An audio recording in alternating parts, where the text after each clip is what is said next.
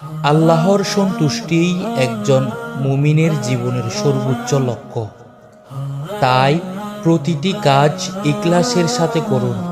কোনো কাজ বা ইবাদত করার সময় মানুষকে দেখানোর চেয়ে অথবা মানুষকে দেখানোর উদ্দেশ্যে না করে আল্লাহকে দেখানোর উদ্দেশ্যে করুন। ইনশাআল্লাহ দুনিয়া ও আখিরাতে সফলতা অর্জন করবেন। মানুষকে উত্তম চরিত্রের মাধ্যমে দাওয়াত দেয়া অনেক সময় কথার চেয়েও বেশি প্রভাব ফেলে।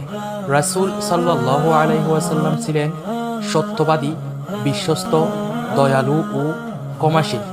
তার এই মহান চরিত্রই বহু মানুষকে ইসলামের প্রতি আকৃষ্ট করেছিলেন। আল্লাহ তাআলা আমাদেরকে রাসূল সাল্লাল্লাহু আলাইহি ওয়াসাল্লাম এর আদর্শ ও চরিত্র অনুসরণ করার তৌফিক দান করুক। রাসূল সাল্লাল্লাহু আলাইহি ওয়াসাল্লাম মক্কায় দীর্ঘ সময় অত্যাচার সহ্য করেছেন, কিন্তু সত্যের পথ থেকে একটু সরে যাননি। শেষ পর্যন্ত আল্লাহ তাআকে বিজয় দান করেছেন। জীবনে যত বড় জড়ই আসুক না কেন, তাহার উপর ভরসা হারিও না। মানুষের সাহায্য সব সময় পাওয়া যায় না, কিন্তু আল্লাহর সাহায্য কখনো বন্ধ হয় না। তুমি যদি সত্যিকারভাবে দিকে ফিরে আসো, অর্থাৎ আল্লাহর দিকে ফিরে আসো, তিনি তোমার জন্য এমনভাবে সমাধানের ব্যবস্থা করবেন যা তোমার কল্পনারও বাইরে। তাই হতাশ না হয়ে ধৈর্য ধরো, নামাজ পড়ো এবং আল্লাহর কাছে সাহায্য চাও। এর জীবন খুবই ক্ষণস্থায়ী। আজ যা আছে কাল তা নাও থাকতে পারে।